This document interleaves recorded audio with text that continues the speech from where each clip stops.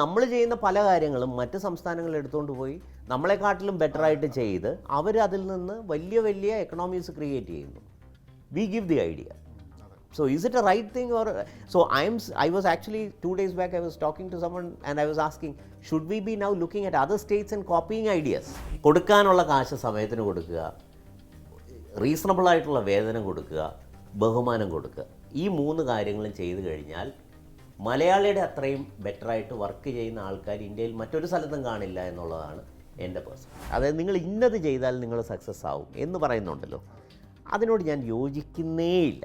കാരണം every business scenario is different, every person is different, every sales closed is through A different method. അപ്പോൾ ഇതിനെ നമുക്ക് standardise ചെയ്തെടുക്കാൻ പറ്റുമെന്ന് തോന്നുന്നത്. ഓരോന്നും ഓരോ കഥ പറച്ചിലാണ്, ഓരോന്നും ഓരോ ടൈപ്പ് ഓഫ് സ്റ്റോറീസാണ്.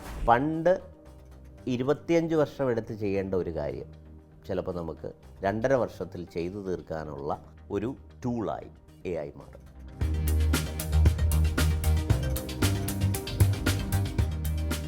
കേരള സ്റ്റാർട്ടപ്പ് മിഷൻ്റെ CEO അനൂപ് അംബികയാണ് നമ്മളോടൊപ്പം.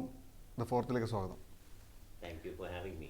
സ്റ്റാർട്ടപ്പ് മിഷൻ്റെ പ്രവർത്തനങ്ങളൊക്കെ ശ്രദ്ധിക്കുകയാണെങ്കിൽ, അല്ലെങ്കിൽ ഇതിലേക്ക് എത്തുന്ന ആളുകളെയൊക്കെ ശ്രദ്ധിക്കുകയാണെങ്കിൽ, ഇവരൊക്കെ ഒരു ചെറിയ ക്യാപിറ്റലിൽ നിന്ന് സ്റ്റാർട്ട് ചെയ്യുന്ന ആളുകൾ, അല്ലെങ്കിൽ ചിലപ്പോൾ ഒരു ഐഡിയയിൽ നിന്ന് മാത്രം സ്റ്റാർട്ട് ചെയ്യുന്ന ആളുകളാണ് ഇവിടെ എത്തുന്നത്. അപ്പോൾ ഈ പറയുന്ന സ്റ്റാർട്ടപ്പ് മിഷൻ്റെ ഒരു ടാഗ് ലൈൻ തന്നെ start in Kerala, scale globally എന്ന് പറയുന്ന സമയത്ത് ഈ റൂറലായ ഐഡിയാസ് ഉണ്ടല്ലോ, റൂറലായ മനുഷ്യർ. ഇപ്പം എനിക്കൊരു കമ്പനി ഗ്ലോബലി സക്സസ്ഫുൾ ആക്കണമെങ്കിൽ എനിക്ക് മിനിമം ബാംഗ്ലൂരെങ്കിലും പോകണം എന്നുള്ളൊരു സാധനം മനസ്സിലുണ്ടോ, അറ്റ്ലീസ്റ്റ് ഇപ്പോൾ കൊച്ചിയിലെങ്കിലും പോകണം എന്നുള്ളൊരു സാധനം ഉണ്ടല്ലോ. അപ്പോൾ അതിനപ്പുറത്തേക്ക് കടക്കാൻ പറ്റുമോ? അതായത് നമ്മുടെ നാട്ടിൽ അല്ലെങ്കിൽ നമ്മൾ ജീവിക്കുന്ന പരിസരത്ത് നിന്ന് സ്റ്റാർട്ട് ചെയ്യുന്ന ഒരു കമ്പനിയെ നമുക്ക് ഗ്ലോബലി റെക്കഗ്നൈസ്ഡ് ആക്കാൻ സാധിക്കുമോ എന്നുള്ളൊരു ചോദ്യമല്ലേ. അതൊരു ഇത്തരം ഒരു സംരംഭത്തിൻ്റെ ഭാഗമായി നിൽക്കുമ്പോൾ ആ ചോദ്യത്തെ എങ്ങനെ അഡ്രസ്സ് ചെയ്യുന്നത്? ഇതിൽ ആദ്യത്തെ എൻ്റെ പോയിന്റ് ഞാൻ പറയാം. ഒന്ന്, നമ്മുടെ പ്രോഡക്റ്റിലുള്ള നമ്മുടെ വിശ്വാസം, നമ്മുടെ ഉൽപ്പന്നത്തിൽ നമുക്കുള്ള വിശ്വാസം വളരെ വലുതാണെങ്കിൽ nothing is going to stop you from going globally.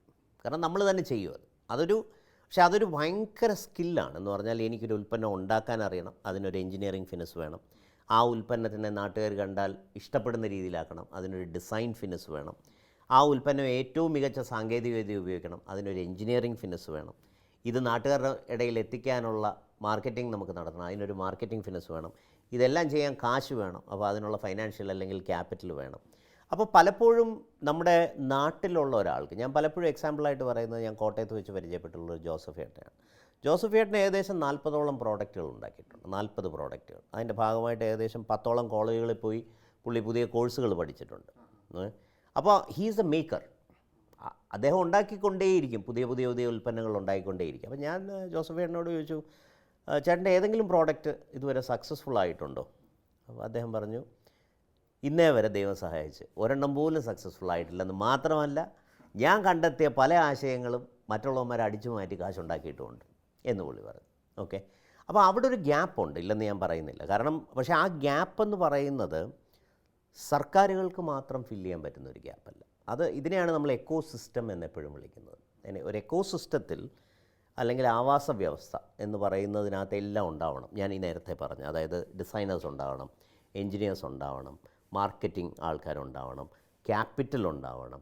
5 factors. ആ 5 ഫാക്ടേഴ്സും ഇതിലുണ്ടാവണം.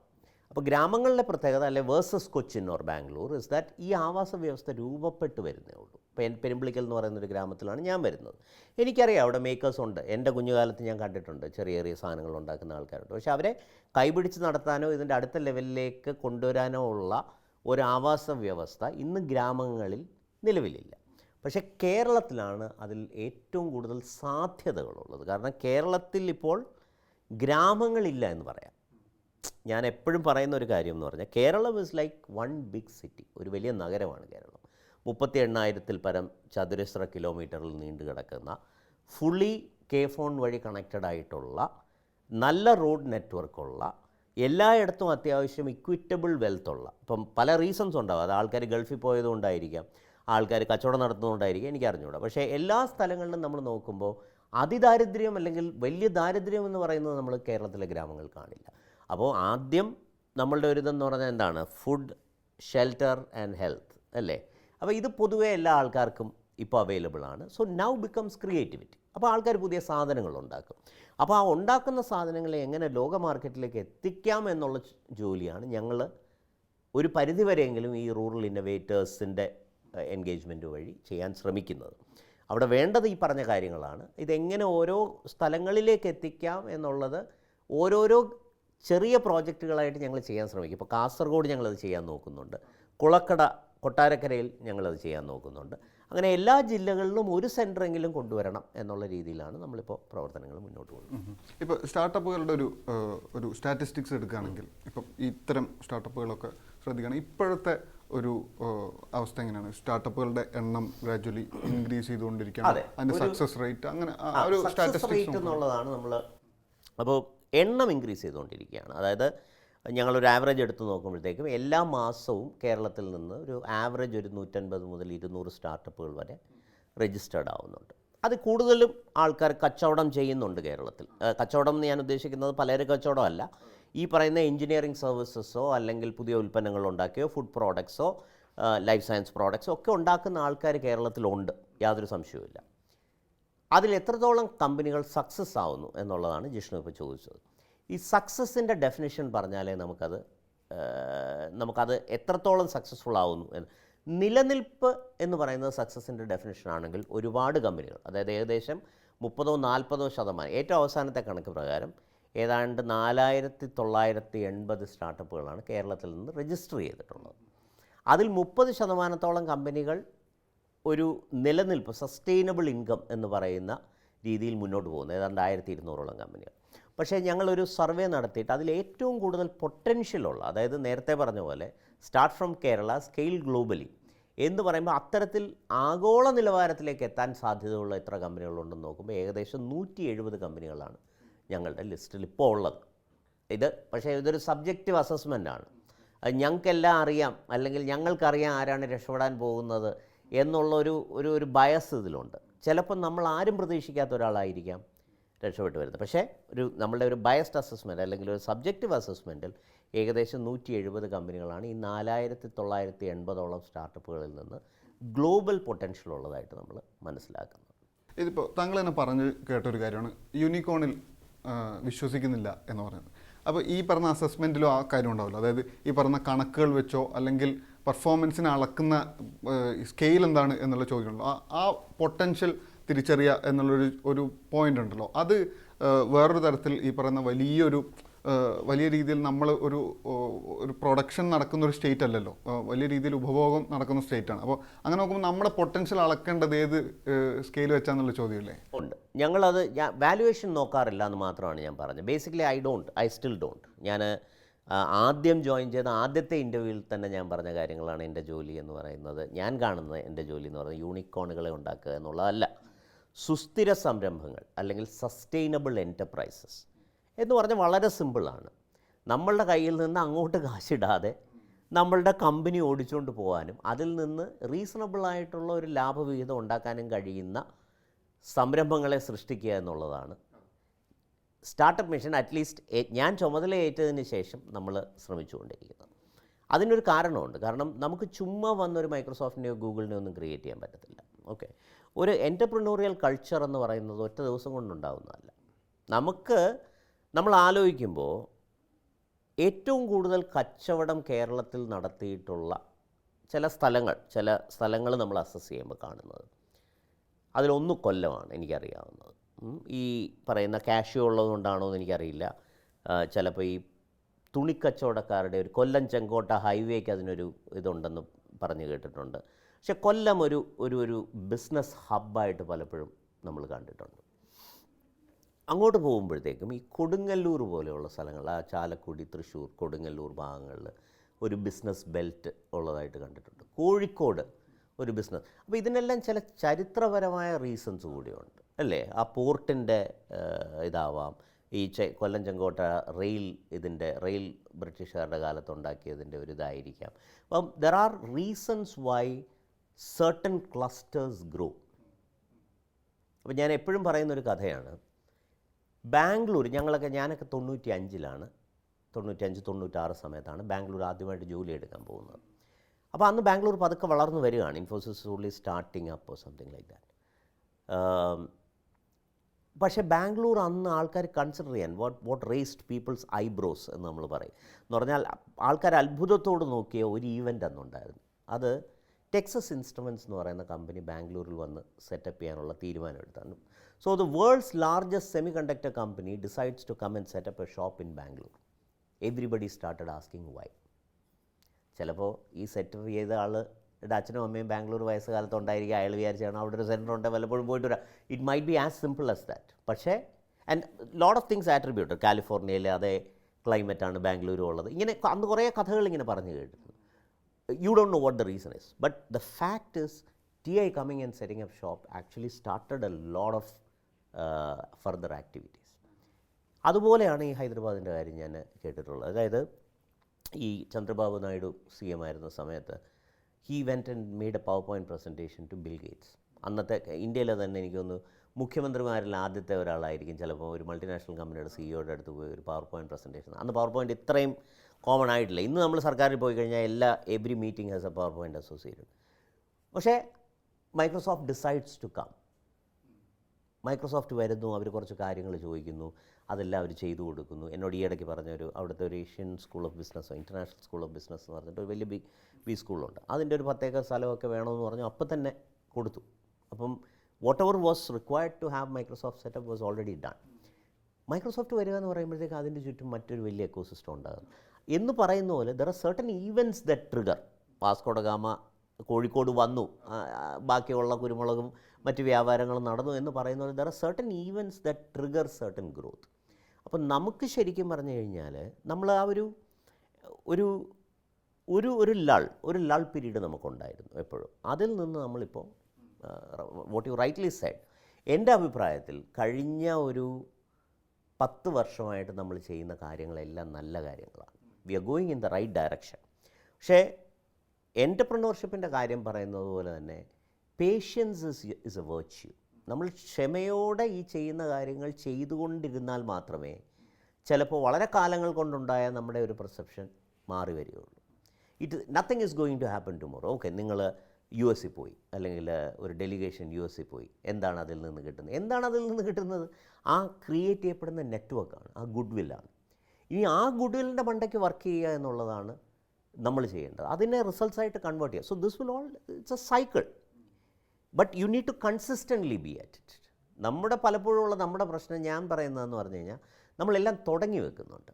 പല പുതിയ കാര്യങ്ങൾ, ഇപ്പം എല്ലാ വലിയ കാര്യങ്ങളും നമ്മളിവിടെ ചെയ്തിട്ടുണ്ട്. Starting from cancer care to electronics to biotechnology to startup to technopark to everything we started first. ഇപ്പോൾ now I have started to think ഈ ഫസ്റ്റ് മൂവർ എന്ന് പറയുന്നത് ഒരു അഡ്വാൻറ്റേജ് ആണോ അതോ ഡിസഡ്വാൻറ്റേജ് ആണോ എന്ന് ഞാൻ ചിന്തിച്ചു തുടങ്ങി സത്യത്തിൽ. കാരണം നമ്മൾ ചെയ്യുന്ന പല കാര്യങ്ങളും മറ്റ് സംസ്ഥാനങ്ങളിൽ എടുത്തുകൊണ്ട് പോയി നമ്മളെക്കാട്ടിലും ബെറ്ററായിട്ട് ചെയ്ത് അവർ അതിൽ നിന്ന് വലിയ വലിയ എക്കണോമീസ് ക്രിയേറ്റ് ചെയ്യുന്നു. We give the idea. So is it a right thing or so I was actually 2 days back I was talking to someone and I was asking, should we be now looking at other states and copying ideas, because we can then correct the mistakes and move forward. അപ്പോൾ നമ്മൾ ഈ ചോദ്യം ചോദിച്ചു വന്നതെന്ന് പറഞ്ഞു കഴിഞ്ഞാൽ ഇതൊരു ഒറ്റ ദിവസം കൊണ്ടുണ്ടാകുന്ന ഒരു പ്രതിഭാസമല്ല. It will take time. But നമ്മൾ ഒരു ജനത എന്നുള്ള രീതിയിൽ നമ്മൾ ആ മനസ്സിൽ ഒരേപോലെ പ്രവർത്തിച്ച് മുന്നേറിയാൽ മാത്രമേ നമുക്ക് ഇതിൻ്റെ റിസൾട്ട്സ് കാണാൻ പറ്റും. Results will come. എനിക്കതിനകത്ത് യാതൊരു സംശയമില്ല. കാരണം അതിനും എനിക്കൊരു റീസണുണ്ട്. Every single large multinational executive that I have talked to have been very happy about the talent that Kerala produce. ജോലിയെടുക്കാൻ അറിയാവുന്ന ആൾക്കാർ കേരളത്തിൽ നിന്ന് വരുമെന്ന് ലോകത്തിലെ എല്ലാ രാജ്യങ്ങളിലെയും ആൾക്കാർ സമ്മതിച്ചു തരുന്നുണ്ട്. വലിയ വലിയ ആൾക്കാർ സമ്മതിച്ചു തരുന്നുണ്ട്. അപ്പോൾ അതിനെ നമുക്ക് എന്തുകൊണ്ട് മേക്ക് യൂസ് ചെയ്യാൻ പറ്റുന്നില്ല എന്നുള്ള ചോദ്യമാണ് നമ്മൾ സ്വയം ചോദിക്കേണ്ടതും അത് വേണ്ട തിരുത്തലുകൾ തിരുത്തേണ്ടതും. അങ്ങനെ നമുക്ക് മുന്നോട്ട് പോകാൻ കഴിയുമെന്നാണ് എൻ്റെ വിഷയം.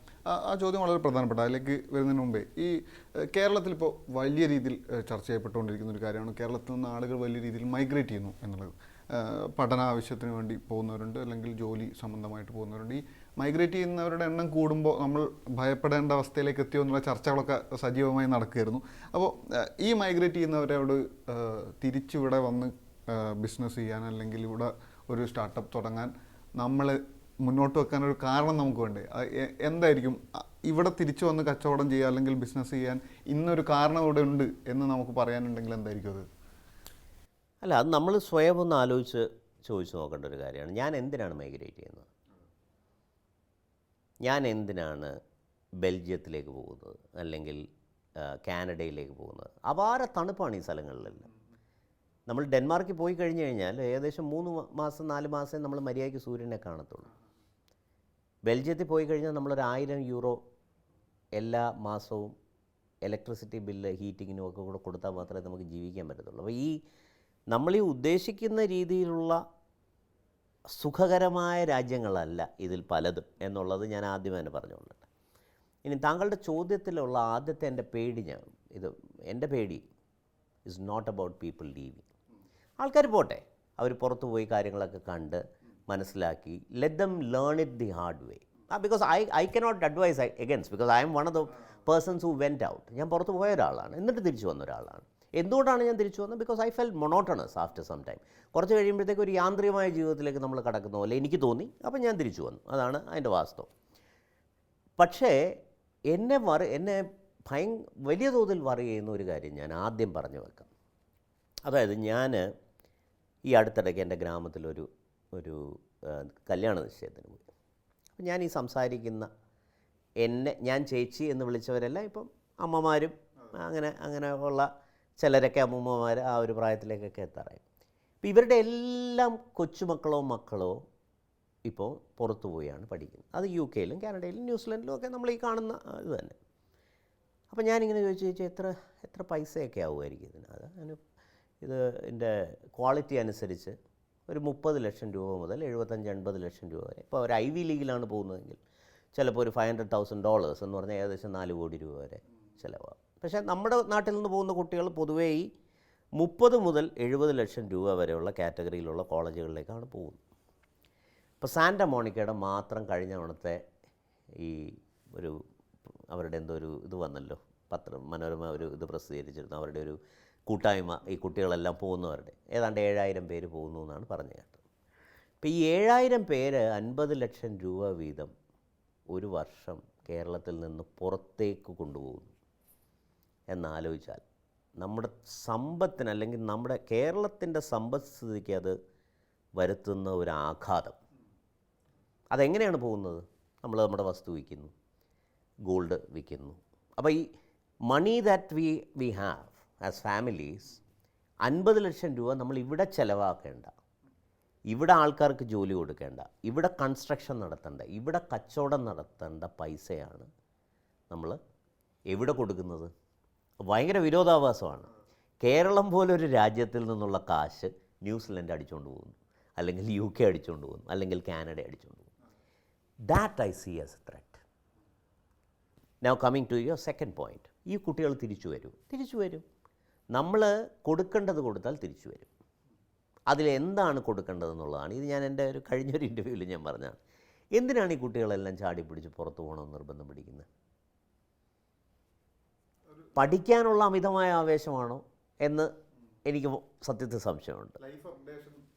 അപ്ഗ്രഡേഷൻ എന്ന് പറയാം. അതായത് നമ്മൾ കുറച്ചുകൂടെ ബെറ്റർ ലിവിങ് കണ്ടീഷൻസിലേക്ക് മാറുന്നു, കുറച്ചുകൂടെ ബെറ്റർ എൻവയോൺമെൻറ്റ്, കുറച്ചുകൂടെ സേഫായിട്ടുള്ള, രാത്രികളിൽ ഇറങ്ങി നടക്കാൻ പറ്റുന്ന, സ്വാതന്ത്ര്യത്തോടെ, freedom is something that I would count the most.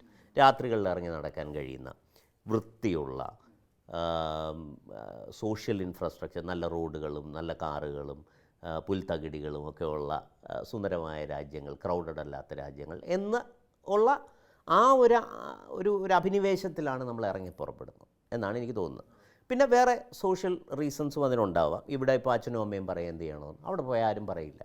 ഇവിടെ ടീച്ചേഴ്സ് ഡിക്റ്റേറ്റ് ചെയ്യും എന്താണ് ചെയ്യേണ്ടത്, ഇവിടെ നാട്ടുകാർ ഡിക്റ്റേറ്റ് ചെയ്യും എന്താണ് ചെയ്യേണ്ടത്. അത്തരത്തിലുള്ള മോറൽ പോലീസിങ്ങോ മറ്റു കാര്യങ്ങളോ ഒന്നുമില്ല. അപ്പം the youngsters I believe, including my son or daughter, അവർക്കെല്ലാം ചെയ്യാൻ ആഗ്രഹമുള്ളത് ഇതാണ്. ഇതിവിടെ ചെയ്യാൻ പറ്റുമെന്നുണ്ടെങ്കിൽ ഇവർ തിരിച്ചു വരുമെന്നാണ് എൻ്റെ വിശ്വാസം. അതിൻ്റെ സോഷ്യൽ ഫാബ്രിക്കാണ് ഞാൻ പറഞ്ഞത്. ഇനിയൊരു ഇൻ്റലക്ച്വൽ ഫാബ്രിക് ഉണ്ട്. അതായത് ഞാനൊരു കഴിവുള്ള മനുഷ്യനാണ്, താങ്കളൊരു കഴിവുള്ള ജേർണലിസ്റ്റാണ്. താങ്കളെ കുറേ നാൾ ഞാൻ ചാലഞ്ച് ചെയ്യാതിരുന്നു കഴിഞ്ഞാൽ, അതായത് ഒരേ രീതിയിലുള്ള മൊണോട്ടണസ് ആയിട്ടുള്ള കാര്യങ്ങളാണ് ഞാൻ ചെയ്തു പോകുന്നതെങ്കിൽ കുറേ കഴിയുമ്പോൾ എനിക്ക് മടുക്കും. So a country should be able to offer its citizens challenges to do things. What are those things? Maybe build a Burj Khalifa, right? Build a large bridge, build an underground tunnel, build a hyperloop, build a metro. ഇത്തരത്തിലുള്ള ചാലഞ്ചുകൾ നമുക്ക് പുതിയ തലമുറയ്ക്ക് കൊടുക്കാൻ കഴിയുന്നിടത്തോളം കാലം അവരിവിടെ തന്നെ നിൽക്കും. അത് ചില സമയത്ത് അതൊരു മോട്ടിവേഷൻ മാത്രമായിരിക്കും. അതായത് ഇത് ചെയ്യാനുള്ള പോസിബിലിറ്റി മാത്രം പറഞ്ഞാൽ മതി.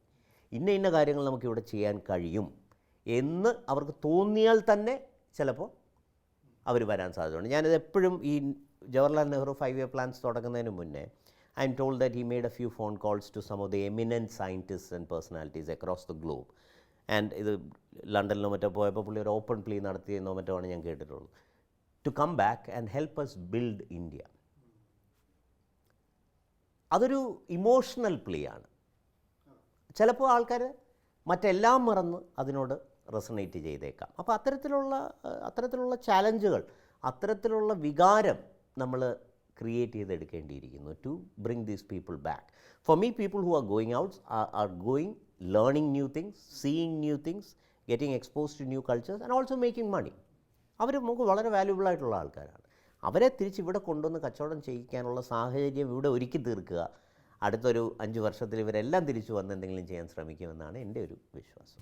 ഇതിൽ വളരെ പേഴ്സണലായ ഒരു ക്വസ്റ്റ്യൻ കൂടി ചോദിക്കാം. അതായത് ഇപ്പോൾ US നിന്ന് ജോലി ഒഴിവാക്കി തിരിച്ചു വരുന്നതിന് മുമ്പ് അവിടെ ഒരു കമ്പനി സെറ്റപ്പ് ചെയ്യാൻ ശ്രമിച്ചിരുന്നു എന്നുള്ള കാര്യം ഉണ്ടായിരുന്നു. അപ്പോൾ ആ കമ്പനി സാധ്യമായിരുന്നെങ്കിൽ എന്തായിരിക്കും സംഭവിക്കുക എന്നുള്ളൊരു ചോദ്യമല്ലോ. ആ കമ്പനി സാധ്യമായിരുന്നെങ്കിൽ ഞാൻ അവിടെ തന്നെ നിന്നേനെ. അത് ഞാൻ പലപ്പോഴും അത്ര ധൃതി വെച്ച് ഞാൻ തിരിച്ചു വന്നതിൻ്റെ ഒരു റീസൺ എനിക്ക് തിരിച്ചു വരണമെന്നുള്ള അമിതമായ ആഗ്രഹം തന്നെയാണ്. ഞാൻ എല്ലാ കാലത്തും എൻ്റെ കൂട്ടുകാരോടും അച്ഛനോടും അമ്മയോടും ഭാര്യയോടും എല്ലാവരോടും പറഞ്ഞു ഞാൻ എന്തെങ്കിലും ഒരിക്കൽ തിരിച്ചു വരും എന്നുള്ള ആ കാര്യത്തിൽ എനിക്ക് സംശയമൊന്നുമില്ല. അതിൻ്റെ timing so happened that I got into a frame of mind wherein I wanted to start a company. ഒരു കമ്പനി തുടങ്ങാൻ ഞാൻ മെൻ്റലി പ്രിപ്പയർഡ് ആയി. അവിടെ അത് ചെയ്യാൻ ശ്രമിച്ചു നോക്കി, നടന്നില്ല. ഇവിടെ വന്നത് ചെയ്യാൻ കുറച്ചുകൂടെ എൻ്റെ കയ്യിൽ ഒതുങ്ങുന്ന ക്യാപിറ്റൽ വെച്ചിട്ട് എനിക്കത് ചെയ്യാൻ ഇവിടെയാണ് കുറച്ചുകൂടെ മെച്ചം എന്നെനിക്ക് തോന്നി. ഞാൻ തിരിച്ചു വന്നു. സത്യത്തിൽ അതാണ് സംഭവിച്ചത്. Yes, it accelerated that whole process. അല്ലെങ്കിൽ ചിലപ്പോൾ അവിടെ നിന്ന് പോയി ഇനി അത് സക്സസ്ഫുൾ ആയിരുന്നെങ്കിൽ ചിലപ്പം കുറേ ഏറെക്കാലം അവിടെ നിൽക്കാനും സാധ്യതയുണ്ട്. പക്ഷേ എങ്കിൽ പോലും എൻ്റെ ഒരു സ്വഭാവം എനിക്കറിയാവുന്നതുകൊണ്ട് എനിക്കറിയാം ഞാൻ ആദ്യം ചിന്തിക്കുന്നത് എങ്ങനെ ആ കമ്പനിയുടെ ഒരു ചെറിയ ഓഫ് ഷൂട്ട് ഇവിടെ തുടങ്ങാം, so that I can travel back and fourth എന്നുള്ള രീതിയിലായിരിക്കും ഞാൻ ചിലപ്പോൾ എന്നെ പ്ലേസ് ചെയ്യുന്നത്. വളരെ പോപ്പുലറായ ഒരുപാട് നെറേറ്റീവ്സ് ഉണ്ട് ഇപ്പം കേരളത്തിൽ. അതിൽ ഏറ്റവും പ്രധാനപ്പെട്ട ഒരു കാര്യത്തിൽ താങ്കളുടെ ഒരു റെസ്പോൺസ് എന്താണെന്ന് അറിയാൻ എനിക്ക് താല്പര്യമുണ്ട്. അതായത് ഇപ്പോൾ കേരളത്തിൽ ഈ ട്രേഡ് യൂണിയൻകാരെ കൊണ്ടിവിടെ ബിസിനസ് ചെയ്യാൻ പറ്റാത്ത അവസ്ഥയാണ്. എന്തിനും സമരമാണ്, ഹർത്താലാണ്, ബഹളമാണ്. ഇത് ഇവിടുന്ന് കമ്പനികൾ ഇങ്ങോട്ട് വരാത്തത് അതുകൊണ്ടാണ് ഇവിടെ ഉള്ളവർ പോകുന്നു. ഇപ്പോൾ കിറ്റക്സിൻ്റെ ഒക്കെ ഈ പറയുന്ന പുള്ളിയുടെ അവകാശവാദമൊക്കെ അതായിരുന്നല്ലോ, ഈ പറയുന്ന ഇവിടെ ഒരിക്കലും ബിസിനസ് ചെയ്യാൻ പറ്റില്ല എന്നൊക്കെ പറയുന്ന ഈ സാധനം. ഈ ഒരു പബ്ലിക് ഒരു പൊതുബോധത്തെ അത് ശരിക്കും ഒരു കുമ്പള പോലെ നിൽക്കുന്ന ഒരു കാര്യമാണോ, അല്ലെങ്കിൽ ശരിക്കും അതാണോ യാഥാർത്ഥ്യം? അല്ല, എനിക്ക് എൻ്റെ എക്സ്പീരിയൻസ് പറയാൻ പറ്റത്തുള്ളൂ. അതിൽ 1-2 കാര്യങ്ങൾ ഞാൻ പറയാം. ഒന്ന്, കേരള ജനതയുടെ ആസ്പിറേഷൻ മറ്റേതൊരു സംസ്ഥാനത്തിലെ സാധാരണ ആൾക്കാരിലും കൂടുതലാണ്.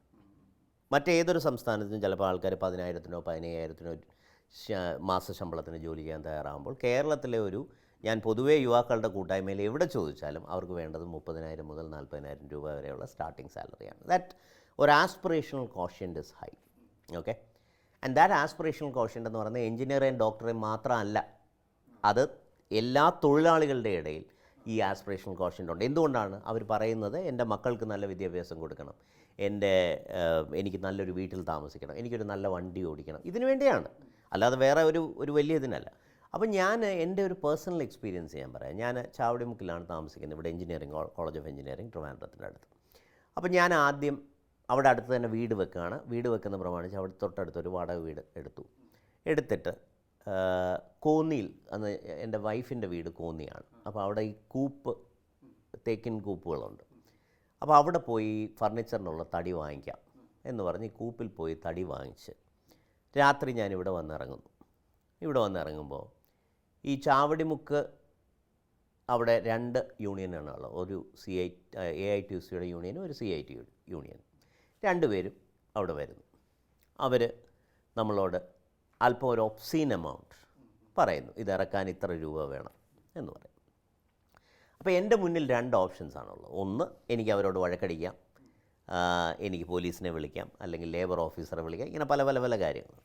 2, എനിക്ക് അവരെ ഒരു സാധാരണ നമ്മുടെ കൂട്ടുകാരുടെ കൂട്ട് ട്രീറ്റ് ചെയ്യാം. അവരോട് പറയാം, അണ്ണാ ഇത് ഇത്രയൊന്നും താങ്ങൂല, നമ്മൾ വീട് വെക്കാൻ പോകുന്നേ ഉള്ളൂ, അല്ലെങ്കിൽ തന്നെ ലോൺ എടുത്താണ് വീട് വെക്കുന്നത് എന്നുള്ളൊരു ലൈനും നമുക്ക് എടുക്കാം. ഞാൻ ഈ 2ാമത്തെ ലൈൻ എടുത്തു. നാച്ചുറലി അവർ വളരെ സന്തോഷമായിട്ട് നമുക്കെല്ലാവർക്കും എന്താ പറയുന്നത്, അംഗീകരിക്കത്തക്കതായിട്ടുള്ള രീതിയിലുള്ള ഒരു കാശിന് ആ സാധനങ്ങളെല്ലാം ഇറക്കി അവിടെ വെച്ചിട്ട് പോയി എന്ന് മാത്രമല്ല, ഞാൻ ഈ കഥ പലരോടും പറയുന്നതാണ്. പിന്നീട് ആ വീട് പണിക്കിടയിൽ നടന്നിട്ടുള്ള പല കേറ്റർക്ക് കാര്യങ്ങൾക്കും ഞാൻ അവിടെ ഉണ്ടാവണമെന്ന് പോലും ഉണ്ടായിട്ടില്ല. Because they will come and they will take it as their own. അവരവരുടെ വീട് പണിയുന്നത് പോലെ അവരത് ഇറക്കി വെച്ച് എന്നെ വിളിച്ച് പറയും, ഇങ്ങനെ ഇന്നതാണ്, എല്ലാം റെഡിയാക്കിയിട്ടുണ്ട്, ഇറക്കി വെച്ചിട്ടുണ്ടെന്ന് പറയുന്ന ഒരു ബന്ധത്തിലേക്ക് നമ്മൾ വളർന്നു. അപ്പോൾ എവിടെയാണ് നമുക്ക് തെറ്റുപറ്റുന്നത്? എനിക്ക് പലപ്പോഴും തോന്നിയിട്ടുള്ളതെന്ന് പറഞ്ഞാൽ, നമുക്ക് തെറ്റുപറ്റുന്നത് നമ്മൾ ഈ വിവേചനം നടത്തുമ്പോഴാണ്. ഒരാളൊരു കാര്യം വന്ന് പറയുന്നു, ചിലപ്പോൾ അതിനകത്തൊരു അനൗചിത്യം ഉണ്ടാവാം. ഇപ്പം ഞാനും ജിഷ്ണുവും തമ്മിൽ സംസാരിച്ചുകൊണ്ടിരിക്കുമ്പോൾ ഞാനൊരു അൺറീസണബിൾ ഡിമാൻഡ് ജിഷ്ണുവിൻ്റെ അടുത്ത് പറഞ്ഞു കഴിഞ്ഞാൽ എന്ത് സംഭവിക്കും? ജിഷ്ണു പറയും, ഇത് അൺറീസണബിളാണ്, ഇങ്ങനെ പറ്റില്ല, നമുക്കതൊന്ന് നെഗോഷിയേറ്റ് ചെയ്യാം. ജിഷ്ണു പറയും 100 രൂപ വേണം, ഞാൻ പറയുന്നില്ല, ഞാനൊരു 50 തരും. ജിഷ്ണു പറയാൻ അത് പറ്റത്തില്ല, നമുക്കൊരു 60 ഉറപ്പിക്കാം. ഈ രീതിയിലാണല്ലോ എപ്പോഴും ഒരു നെഗോഷിയേഷൻ നടക്കുന്നത്. പലപ്പോഴും സംഭവിക്കുന്നതെന്ന് പറഞ്ഞാൽ, നമ്മൾ ഈ നേരത്തെ പറഞ്ഞ പൊതുബോധത്തിൻ്റെ ഭാഗമായി ഇതെന്തോ ഒരു വലിയ തെറ്റ് നടക്കുന്നു, അതുകൊണ്ട് നമ്മൾ ഉടൻ തന്നെ അവരുമായിട്ട് അടി കൂടണം എന്നുള്ളൊരു മാനസികാവസ്ഥയിലേക്ക് നമ്മൾ മാറുന്നിടത്ത് ഇത് നമ്മുടെ കൈവിട്ട് പോകും. കാരണം എല്ലാവരും അവരവരുടെ അവകാശങ്ങളെക്കുറിച്ച് നല്ല ബോധമുള്ളൊരു നാടാണ് കേരളം. അപ്പോൾ ആ അവകാശങ്ങളെ ഹനിച്ചുകൊണ്ട് ഒരാളെ അല്ലെ വ്യക്തികളെ ചൂഷണം ചെയ്തുകൊണ്ട് നമുക്കിവിടെ എന്തെങ്കിലും ചെയ്യാമെന്ന് കരുതുന്നിടത്താണ് നമുക്ക് പലപ്പോഴും പിഴ പറ്റുന്നതെന്നാണ് എൻ്റെ ജീവിതാനുഭവത്തിൽ നിന്നാണ് ഞാൻ ഈ പറയുന്നത്. മറ്റുള്ളവർക്കും മറ്റനുഭവങ്ങളുണ്ടായേക്കാം, പക്ഷേ ഞാൻ എൻ്റെ അനുഭവമാണ് ഈ പറയുന്നത്. The moment you treat people with respect, love and care and is willing to negotiate on reasonable terms like every other human being, Kerala will also follow. കൊടുക്കാനുള്ള കാശ് സമയത്തിന് കൊടുക്കുക, റീസണബിളായിട്ടുള്ള വേതനം കൊടുക്കുക, ബഹുമാനം കൊടുക്കുക, ഈ 3 കാര്യങ്ങളും ചെയ്തു കഴിഞ്ഞാൽ മലയാളിയുടെ അത്രയും ബെറ്ററായിട്ട് വർക്ക് ചെയ്യുന്ന ആൾക്കാർ ഇന്ത്യയിൽ മറ്റൊരു സ്ഥലത്തും കാണില്ല എന്നുള്ളതാണ് എൻ്റെ പേഴ്സണൽ. ഇപ്പോൾ മാർക്കറ്റിങ്ങിനെ കുറിച്ച് പറയുന്നത് നേരത്തെ പറഞ്ഞൊരു കാര്യം കൂടിയായിരുന്നു. അതായത് കേരളത്തിൽ ഒരു പ്രോഡക്റ്റ് മാർക്കറ്റ് ചെയ്യാൻ വലിയ ബുദ്ധിമുട്ടുണ്ടാകുന്നൊരു സാഹചര്യം ഉണ്ടല്ലോ. അതായത് ഇപ്പോൾ ഒരാളെ കൊണ്ട് ഇത് വാങ്ങിപ്പിക്കുക എന്ന് പറയുന്നത്, അയാളെ ഇത് ബോധ്യപ്പെടുത്താൻ സാധിക്കും, പക്ഷേ വാങ്ങിപ്പിക്കാൻ സാധിക്കുന്നില്ല എന്ന് പറയുന്നൊരു അവസ്ഥയില്ല. ഈ മാർക്കറ്റിങ്ങിൽ ഒരു വല്ലാത്തൊരു ഹഡിൽ കേരളത്തിൽ നേരിടുന്ന പോലെ തോന്നിയിട്ടുണ്ടോ? അങ്ങനെ ഒരു പ്രശ്നമുണ്ടോ? ഇന്ത്യയിൽ ഏറ്റവും കൂടുതൽ വണ്ടികൾ വിറ്റുപോകുന്ന സംസ്ഥാനം ഏതാണെന്നറിയാം? കേരളമാണോ? അപ്പോൾ ഇവിടെ വാങ്ങിക്കാൻ പർച്ചേസിങ് പവർ കേരളത്തിലുണ്ടെന്നാണ് എൻ്റെ വിശ്വാസം. പക്ഷേ എനിക്ക് പലപ്പോഴും തോന്നിയിട്ടുള്ളതെന്ന് പറഞ്ഞു കഴിഞ്ഞാൽ, നമ്മൾ ഒരു ഏർലി അഡോപ്ഷൻ മെൻറ്റാലിറ്റി എന്ന് പറയുന്നത്, അതായത് സ്റ്റാർട്ടപ്പുകളുടെ കയ്യിൽ നിന്ന് വരുന്ന പ്രോഡക്റ്റുകൾ എപ്പോഴും പുതിയ പ്രോഡക്റ്റുകളാണ്. എനിക്കൊരു ബെൻസ് വാങ്ങിക്കുന്നതിലോ അല്ലെങ്കിൽ ഒരു മാരുതി വാങ്ങിക്കുന്നതിലോ എനിക്ക് യാതൊരു ബുദ്ധിമുട്ടുമില്ല. പക്ഷേ നമ്മളിവിടെ ഒരു സ്റ്റാർട്ടപ്പ് ഒരു EV ഉണ്ടാക്കി അതൊന്ന് ട്രൈ ഔട്ട് ചെയ്യണമെന്ന് പറഞ്ഞു കഴിഞ്ഞാൽ നമുക്ക് ആ ഒരു മെൻറ്റാലിറ്റി അല്പം പുറകോട്ടാണ്. അത് സാധാരണഗതിയിൽ എല്ലാ രാജ്യങ്ങളിലും അങ്ങനെ തന്നെയാണ്. But you have to create a community of early adopters. സ്റ്റാർട്ടപ്പുകൾക്ക് എപ്പോഴും വേണ്ടത് അതാണ്. ഞാനൊരു ഭ്രാന്തൻ ആശയം ഒരു ഉൽപ്പന്നമാക്കി മാറ്റുന്നു, അല്ലെങ്കിൽ ഒരു സേവനമാക്കി മാറ്റുന്നു. അത് ഉപയോഗിക്കാൻ കഴിയുന്ന ആൾക്കാർ എവിടെയുണ്ടോ അവിടെയാണ് എൻ്റെ മറ്റൊരു എക്കോസിസ്റ്റം പ്ലേ വരുന്നത്. ഇപ്പോൾ നേരത്തെ ചോദിച്ചില്ലേ, എന്തുകൊണ്ടാണ് ആൾക്കാർ ബാംഗ്ലൂർ പോകുന്നത്, എന്തുകൊണ്ടാണ് ആൾക്കാർ മറ്റേതെങ്കിലും രാജ്യത്തിൽ പോകുന്നത്? ഒരു reason is because of the number of early adopters that are available in that particular market. അത് ചില സിറ്റികളിലേ ഉള്ളൂ. കൊച്ചിയിൽ അതുണ്ട്, തിരുവനന്തപുരത്ത് ചിലപ്പോൾ അതുണ്ടായേക്കാം, ബാംഗ്ലൂർ അതുണ്ട്. പക്ഷേ ഓരോന്നും ഓരോ ലെവലിലാണ്. കാലിഫോർണിയയിൽ അത് ഏറ്റവും കൂടുതലാണ്. ഇപ്പോൾ if you go to Silicon Valley, people are ready to adopt a lot of new ideas. അപ്പോൾ ഇത് ഉണ്ടാക്കിയെടുക്കുക എന്ന് പറയുന്നത് ഒരു ടുമോറോ ജോബല്ല. ഇന്ന് ഞാൻ വിചാരിക്കുന്നു ഓക്കെ നാളെ തൊട്ട് കുറച്ച് ഏർലി അഡോപ്റ്റേഴ്സിനെ സൃഷ്ടിച്ചേക്കാം, അങ്ങനെയല്ല. അതൊരു സൈക്കിളാണ്, ഒരു ഇൻട്രസ്റ്റിംഗ്. അത് ഇപ്പോൾ കാലിഫോർണിയയിലൊക്കെ നമ്മൾ നോക്കുകയാണെങ്കിൽ HP-യുടെയും ആപ്പിളിൻ്റെയും കാലഘട്ടത്തിൽ തൊട്ട് തുടങ്ങിയ ഒരു സൈക്കിളാണ് ഇപ്പോൾ ഈ രീതിയിൽ മെച്യൂർ ചെയ്ത് നിൽക്കുന്നത്. So it will take time. പക്ഷേ പുതിയ പുതിയ കാര്യങ്ങൾ ഇപ്പം ഞാൻ കാണുന്ന ഒരു പ്രത്യേകത എന്ന് പറഞ്ഞു കഴിഞ്ഞാൽ, സാങ്കേതികവിദ്യ മാറുന്നത് വളരെ വളരെ ഫാസ്റ്റായിട്ടാണ്. 2, എല്ലാ ആൾക്കാരും പുതിയ പുതിയ എക്സ്പീരിയൻസുകൾ തേടി അറിയാൻ തുടങ്ങി. പണ്ടൊക്കെ എന്ന് പറഞ്ഞു കഴിഞ്ഞാൽ നമ്മൾ കംഫർട്ട് സോണുകളിലായിരുന്നു. നമ്മൾ എന്താണോ നമുക്ക് കംഫർട്ടബിൾ ആയിട്ടുള്ളത് അല്ലെങ്കിൽ നമ്മൾ ഉപയോഗിച്ച് ശീലിച്ചിട്ടുള്ളത് അത് വീണ്ടും വീണ്ടും ഉപയോഗിക്കുക എന്നുള്ളത് മാറി. കുറേയൊക്കെ എനിക്ക് തോന്നുന്നു ഇൻസ്റ്റാഗ്രാമിനും ഫേസ്ബുക്കിനും ഒക്കെ അതിലൊരു പങ്ക് വഹിക്കാനുണ്ട്. ഇപ്പോൾ എന്ത് പുതുമയാണ് നമുക്ക് നമ്മുടെ ജീവിതത്തിൽ കൊണ്ടുവരാം എന്നുള്ളതിൻ്റെ പുറകെ എല്ലാവരും, അത് പ്രായമായവരെന്നോ മധ്യവയസ്കരെന്നോ കുട്ടികളെന്നോ അങ്ങനെ ഭേദമൊന്നും ഇല്ലാതെ തന്നെ എല്ലാവരും പുതിയ പുതിയ കാര്യങ്ങൾ എങ്ങനെ ചെയ്യാം എന്നുള്ളതിനെക്കുറിച്ച് ആലോചിച്ചുകൊണ്ടിരിക്കുന്നു. ഒരു സ്റ്റാർട്ടപ്പ് അല്ലെങ്കിൽ ഒരു എൻ്റർപ്രനോറിയൽ ഫ്രണ്ട്ലി എക്കോസിസ്റ്റമാണ്. So hopefully that will happen faster. ഇപ്പം നേരത്തെ പറഞ്ഞ 50 വർഷം നമുക്ക് എടുക്കില്ലായിരിക്കും, but it will change, but it will take time. It's not like tomorrow it's going to happen.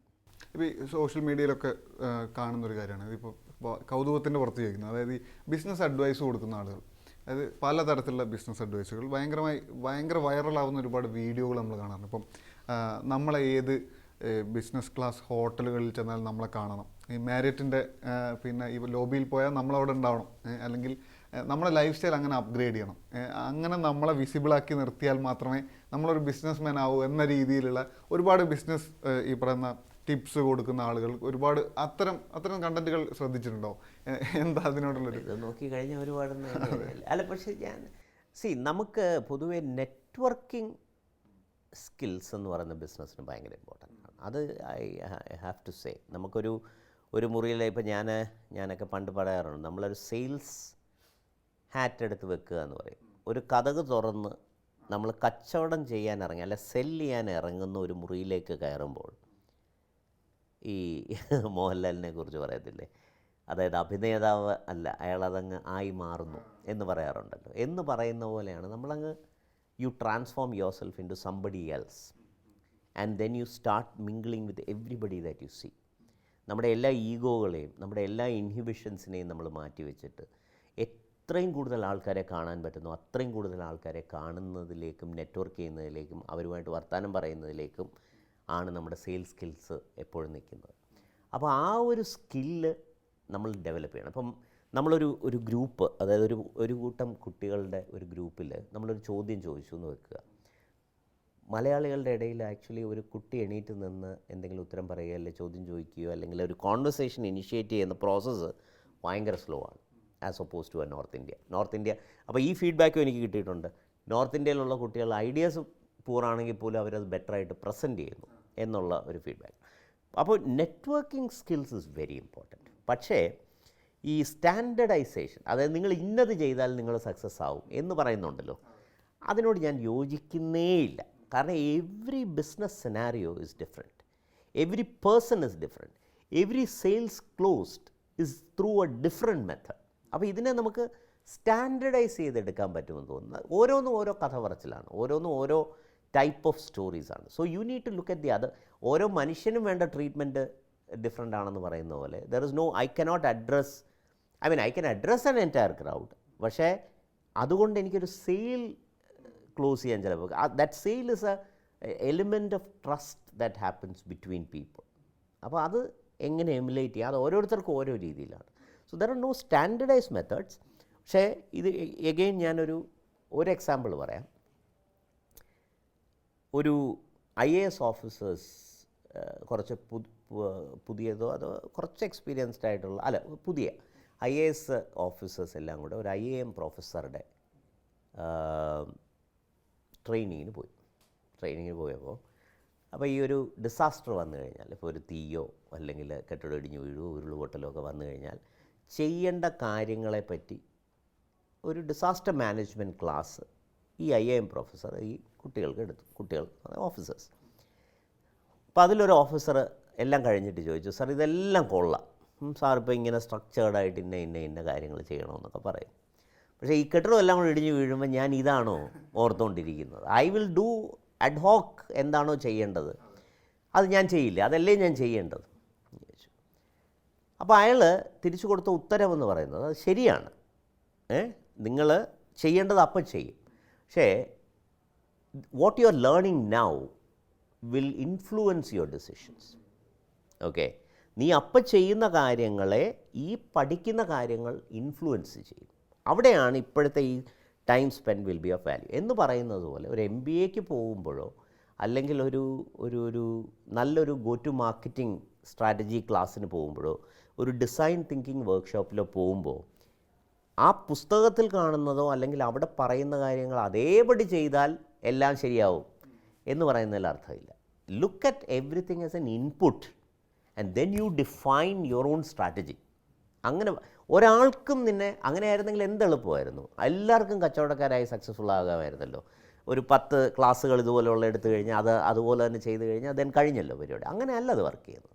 You take your cues, you take your inputs, but define your own strategy. Every entrepreneur needs to have a different strategy depending upon പണ്ട് ചോദിക്കുന്ന പോലെ എന്താണ് നിൻ്റെ strength, എന്താണ് നിൻ്റെ weakness. എല്ലാവർക്കും എല്ലാ സ്ട്രെങ്ത്തും ഇല്ല. ചിലർ നന്നായിട്ട് കമ്മ്യൂണിക്കേറ്റ് ചെയ്യും, ചിലർ നന്നായിട്ട് പാട്ട് പാടും, ചിലർ നന്നായിട്ട് എഴുതും, ചിലർ നന്നായിട്ട് ഡെമോ ചെയ്യും. There are multiple skills. Depending upon what your skills, what your weaknesses are, you try to improvise a strategy which will give you results. ഇങ്ങനെ പോകുന്നതായിരിക്കും കുറച്ചുകൂടെ ബെറ്റർ എന്നാണ് എനിക്ക്. അവസാനമായിട്ട് ചോദിക്കുകയാണെങ്കിൽ ഇപ്പോൾ AI റിലേറ്റഡ് ഡിസ്കഷൻ ഭീകരമായിട്ടുണ്ട്. ഇപ്പോൾ സാറിന് തുടക്കത്തിൽ ഒരു ആൻസറിൻ്റെ ഭാഗമായി പറഞ്ഞു ഈ ടെക്നിക്കൽ ആയി അഡ്വാൻസ്ഡ് ആയിക്കൊണ്ടിരിക്കുകയാണ് കമ്പനികളെല്ലാം. ഈ പറഞ്ഞ ആമസോണിനെയൊക്കെ ഉദാഹരണമായിട്ട് പറഞ്ഞു. ഈ പറഞ്ഞ AI വന്നതോടുകൂടി നമ്മളെല്ലാവരും വീട്ടിലിരിക്കേണ്ടി വരും എന്ന് പറയുന്നൊരു നെറേറ്റീവ് ഉണ്ട്. അതേസമയത്ത് ഈ AI ഭാവി എന്താവും, അവസാനം ഈ മനുഷ്യന്മാരുടെ ഭാവി എന്താവും എന്നുള്ള ചോദ്യം ഉണ്ടല്ലോ. ഇതൊന്നും പറയാൻ ഞാൻ ആളല്ല. അല്ല, എന്നാൽ പോലും നിങ്ങൾ ഇതിനൊക്കെ പറയാൻ ആളുള്ള ഒരാൾ നിങ്ങളുടെ കൂട്ടത്തിൽ തന്നെ ഉണ്ട്. ആക്ച്വലി ഞാൻ കേരളത്തിൽ ഏറ്റവും ആധികാരികമായി AI പറ്റി സംസാരിക്കുന്നത് കേട്ടിട്ടുള്ള സുനിൽ എന്ന് പറയുന്ന മാതൃഭൂമിയിലാണെന്ന് തോന്നുന്നു, മാതൃഭൂമി മീഡിയ സ്കൂളോ എവിടെയോ ആണ്. അപ്പോൾ സുനിൽ, ഞാൻ വളരെ ഇൻട്രസ്റ്റിംഗ് ആണ്, ഞാൻ അദ്ദേഹത്തിൻ്റെ പേരെടുത്ത് പറയാനുള്ള കാര്യം എന്ന് പറഞ്ഞാൽ സുനിൽ ചെയ്യുന്ന വളരെ ഇൻട്രസ്റ്റിംഗ് ആയിട്ടുള്ളൊരു കാര്യമാണ്. He will walk into a room of journalist and tell them how your job is going to be affected by AI and prepare you for that revolution. അത് ഞാൻ ഫ്രീഡം ഫെസ്റ്റിന് പോയപ്പോൾ കണ്ടു. ഒരു കൂട്ടം പത്രക്കാരാണ് അവിടെ ഇരുന്നത്. പത്രക്കാരോട് അദ്ദേഹം പറഞ്ഞു ഇങ്ങനെയൊക്കെയാണ് നിങ്ങളുടെ മാറ്റങ്ങൾ AI വഴി വരാം. The same thing he did with a set of IAS officers about how can you accelerate ഒരു GO, ഒരു ഗവൺമെൻറ് ഓർഡർ ഇറക്കുക എന്ന് പറഞ്ഞാൽ ഒരാഴ്ചത്തെ പരിപാടിയാണ്, എങ്ങനെ അത് 1 മണിക്കൂറിൽ ഇറക്കാം എന്ന് അദ്ദേഹം ഇവരെ പഠിപ്പിച്ചു കൊടുക്കും. അതുപോലെ ഓരോ സെക്ടറിലും പോകുമ്പോൾ ആൾക്കാർക്ക് എങ്ങനെയാണ് AI അനുഭവവേദ്യമാകുന്നത് എന്നുള്ളത് പഠിപ്പിച്ചു കൊടുക്കുക എന്നുള്ളതാണ് അദ്ദേഹം ചെയ്യുന്നത്. ഞാനത് പറയാൻ കാര്യം എന്ന് പറഞ്ഞു കഴിഞ്ഞാൽ, നമ്മൾ കമ്പ്യൂട്ടർ വരുമ്പോൾ നമ്മളുടെ എല്ലാം ജോലി പോകും എന്ന് നമ്മൾ പണ്ട് പറഞ്ഞിട്ടുണ്ട്. മെഷീനുകൾ, അതിന് മുന്നേ ഇൻഡസ്ട്രിയൽ റവല്യൂഷൻ നടന്ന മെഷീനുകൾ വരുമ്പോൾ നമ്മുടെ എല്ലാം ജോലി പോകും എന്ന് നമ്മൾ പറഞ്ഞിട്ടുണ്ട്. കമ്മ്യൂണിക്കേഷൻ വരുമ്പോഴത്തേക്കും പല ആൾക്കാരുടെയും ജോലി പോകുമെന്ന് നമ്മൾ പറഞ്ഞിട്ടുണ്ട്. പക്ഷേ we are beyond that. As humans we will find another way to do things faster and better. ഞാനിതിനെ കാണുന്നത് ഇങ്ങനെയാണ്. പണ്ട് 25 വർഷം എടുത്ത് ചെയ്യേണ്ട ഒരു കാര്യം ചിലപ്പോൾ നമുക്ക് 2.5 വർഷത്തിൽ ചെയ്തു തീർക്കാനുള്ള ഒരു ടൂളായി AI മാറും. ഓക്കെ, അത് അഡോപ്റ്റ് ചെയ്യാൻ ആൾക്കാർ പഠിക്കും, ഓട്ടോമാറ്റിക്കലി പഠിക്കും. കമ്പ്യൂട്ടർ ഉപയോഗിക്കാൻ എല്ലാവരും പഠിച്ചതുപോലെ തന്നെ AI ടൂളുകൾ ഉപയോഗിക്കാൻ എല്ലാവരും പഠിക്കും. എല്ലാവരും AIയിലെ മറ്റേ അൽഗോരിതം ഡെവലപ്പേഴ്സ് അല്ല ആവുന്നത്. There will be a set of users for the AI tools. What would they do? They will create more and more things. അപ്പം നമുക്ക് ആൾക്കാർ കൂടുതൽ വെറുതെ ഇരിക്കുമ്പോൾ എന്താണ് ഇപ്പോൾ ആൾക്കാർ എന്താണ് ചെയ്യുന്നത്? ആൾക്കാർ വെറുതെ ഇരിക്കുമ്പോൾ എന്താണ് ചെയ്യുന്നത്? Mobile phone. Okay, so the consumption of the content is going up like crazy അല്ലേ? അതൊരു കാര്യമാണ്. അതുപോലെ നമുക്ക് എക്സ്പീരിയൻസസ് ക്രിയേറ്റ് ചെയ്യാൻ പറ്റും. നമുക്കൊരു കാര്യം പഠിക്കുന്നത് നമ്മൾ വേറെ രീതിയിലായിരിക്കും. നമ്മളൊരു പാട്ട് കേൾക്കുന്നത് ചിലപ്പോൾ അതിൻ്റെ വീഡിയോ വേറെ രീതിയിലായിരിക്കും നമുക്ക് അനുഭവവേദ്യമാകുന്നത്. എൻ്റെ ലാപ്ടോപ്പ് ഉണ്ടെങ്കിലും ഇല്ലെങ്കിലും എവിടെ ഇരുന്നായാലും എനിക്ക് വേണമെങ്കിൽ കോഡ് എഴുതാൻ പറ്റും. അപ്പോൾ അങ്ങനെ ലോകത്തിൻ്റെ രീതികൾ, ഇപ്പോൾ ഈ ഗാഡ്ജറ്റുകളെ ചുറ്റിപ്പറ്റിയുള്ള സാധനങ്ങളെല്ലാം മാറി ഏത് സമയത്തും നമുക്ക് എന്തിലേക്ക് ഇമേഴ്സ് ചെയ്യാൻ പറ്റുന്ന എക്സ്പീരിയൻഷ്യൽ വേൾഡായിട്ട് നമ്മൾ ട്രാൻസ്ഫോം ചെയ്യപ്പെടും. അത് ചെയ്യപ്പെടുമ്പോൾ തന്നെ ആ എക്സ്പീരിയൻസസ് എല്ലാം ആരെങ്കിലും ഇരുന്ന് ഉണ്ടാക്കണ്ടേ? അതുണ്ടാക്കുന്ന ആൾക്കാരായി നമ്മളെല്ലാവരും മാറുമെന്നാണ് എൻ്റെ ഒരു വിശ്വാസം. അത് ഒരു യൂസർ എക്സ്പീരിയൻസിൽ നിന്ന് ഞാൻ പറഞ്ഞതാണ്. ഇനി അത് നമ്മൾ കൃഷി അല്ലെങ്കിൽ ആരോഗ്യം അല്ലെങ്കിൽ പാലിയേറ്റീവ് കെയർ, ഇങ്ങനെ പല പല മേഖലകളിലും ഇത് വലിയ മാറ്റങ്ങൾ വരുത്തും. പക്ഷേ അതുകൊണ്ട് മനുഷ്യരാശിയുടെ ഭാവിയിലടഞ്ഞതാകുമെന്നൊന്നും ഞാൻ കരുതുന്നില്ല. എനിക്ക് അറിഞ്ഞുകൂടാ. പിന്നെ ഈ പറഞ്ഞ പോലെയല്ലേ, ഇപ്പോൾ എനിക്കൊക്കെ അടുത്തൊരു 50 വർഷമായിരിക്കും ഞാൻ മുന്നിൽ കാണുന്നത് മാക്സിമം.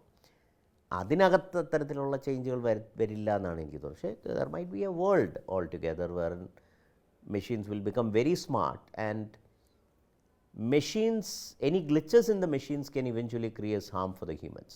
അങ്ങനെ കാരണം നമ്മുടെ ഡിപ്പെൻഡൻസി ഓൺ ദ, ഇപ്പം അമേരിക്കയിൽ കറണ്ട് പോയി കഴിഞ്ഞു കഴിഞ്ഞാൽ it is a big chaos. ഇന്ത്യയിൽ കറണ്ട് പോയാൽ അത്ര പ്രശ്നമില്ല. ഒരു നമ്മൾ ഇപ്പോഴും കേരളത്തിലൊക്കെ ഒരു ദിവസം വരെ കറണ്ട് പോയാലും നമ്മൾ അഡ്ജസ്റ്റ് ചെയ്ത് ജീവിക്കും. ന്യൂയോർക്കിൽ അങ്ങനെയല്ല സ്ഥിതി. ന്യൂയോർക്ക് രാത്രിയിലാണ് കറണ്ട് പോകുന്നതെങ്കിൽ പോയി. അപ്പോൾ ഇതെന്താണ്, ഒരു ഡിപ്പെൻഡൻസിയാണ്. സോ ഈ ഡിപ്പെൻഡൻസി പതുക്കെ the gap is slowly filling in. That is when it comes a time when you cannot live without the machines. That is where these glitches can actually come back and bite you. നമ്മുടെ android കുഞ്ഞപ്പൻ്റെ അവസാനത്തെ scene പോലെ basically when you are too dependent on machines it becomes difficult. But ഇതൊന്നും നമ്മളാൽ തടയാൻ പറ്റുന്ന കാര്യങ്ങളാണെന്ന് എനിക്ക് തോന്നുന്നില്ല. Otherwise you will have to create digitally ഡിസ്ജങ്ക്ട് ഒരു വനമോ വല്ലതും ക്രിയേറ്റ് ചെയ്തിട്ട് അവിടെ ഇൻ്റർനെറ്റ് ഇല്ല, അവിടെ കമ്പ്യൂട്ടർ ഇല്ല, അവിടെ ഒന്നുമില്ല, you go back to the nature and leave. ഇങ്ങനെയുള്ള ഭാവിയിലെ ടൂറിസം ഞാൻ കാണുന്നത് അതാണ്.